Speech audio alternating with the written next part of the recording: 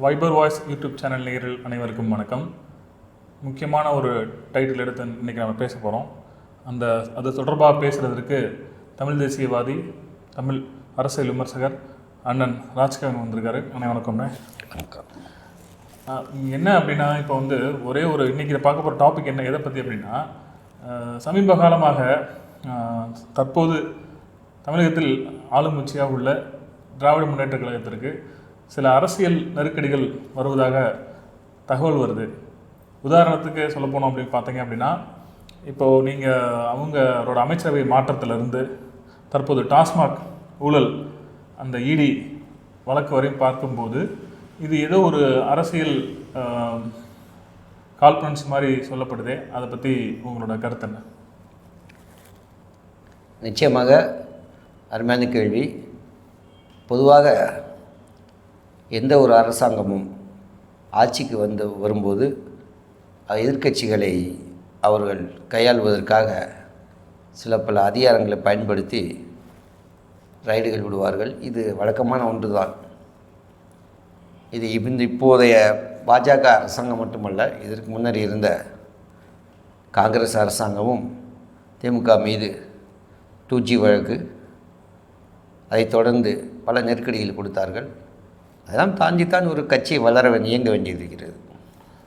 அப்படியானால் நீங்கள் சொல்வது போல அரசியல் நெருக்கடிகள் காரணமாகத்தான் திமுகவின் மீது வழக்குகள் பதியப்படுகிறதா, இடி வழக்குகள் அப்படின்னு சொல்ல வர்றீங்க. அப்படி இருக்கும் பட்சத்தில் எதற்காக அமைச்சரவையில் மாற்றம் கொண்டு வர வேண்டும்? செந்தில் பாலாஜி ஆகட்டும் சரி, இன்னொரு அமைச்சர் அவர் விழுப்புரம் அவரையும் அமைச்சர் நீக்கினாங்க, மாற்றம் பண்ணாங்க. ஸோ அந்த அது பார்த்தீங்கன்னா அவர் மேலே ஒரு வழக்கு இருந்துச்சு.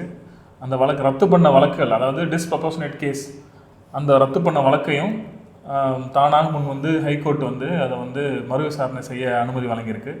ஸோ இதெல்லாம் பார்க்கும்போது உண்மையிலேயே அது அரசியல் நெருக்கடிகள் மாதிரி தெரியவில்லை என்றும் சிலரால் பேசப்படுகிறது. ஏன்னா அவர் மீது ஏற்கனவே வழக்குகள் இருக்குது. ஸோ அதை தான் எடுத்து அவங்க ரெகுலராக அவங்க ஃபாலோ பண்ணி செந்தில் பாலாஜி ஆகட்டும் சரி, பொன்முடி ஆகட்டும், அமைச்சர் அவர்கள் பொன்முடி ஆகட்டும் சரி, இந்த வழக்குகள் புனையப்பட்டு அதன் அடிப்படையில் தான் அவர்கள் அமைச்சர் பதவி காலி செய்யப்பட்டுள்ளது. அதே போலவே நீங்கள் நேற்று பார்த்தீங்க அப்படின்னா, நம்ம டாஸ்மாக் மீது இடி ஊழல் வழக்கு பதியப்பட்டு அதன் மேலாளர்கள் விசாரணைக்கு உட்படுத்தப்பட்டுள்ளார்கள் என்று.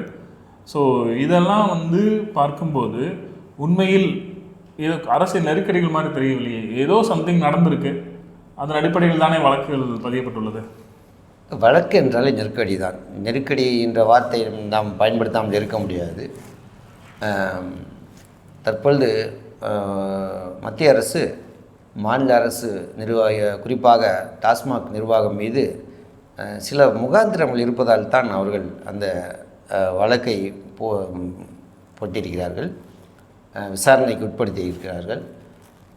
இது எந்த அளவுக்கு போகும் என்பது இன்னும் காலம் எடுக்கும். ஏனென்றால் பொதுவாக ஒரு முகாந்திரம் இருக்கும் பட்சத்தில் அவர்களை விசாரணைக்கு உட்படுத்தி அதன் பிறகு அவர்களுடைய வாக்குமூலத்தை பெற்று நிச்சயமாக ஊழல் நடந்துள்ளது என்பதற்கான ஆதாரங்களை திரட்டி அதன் பிறகு மட்டுமே அவர்கள் மீது வழக்கு போட முடியும்.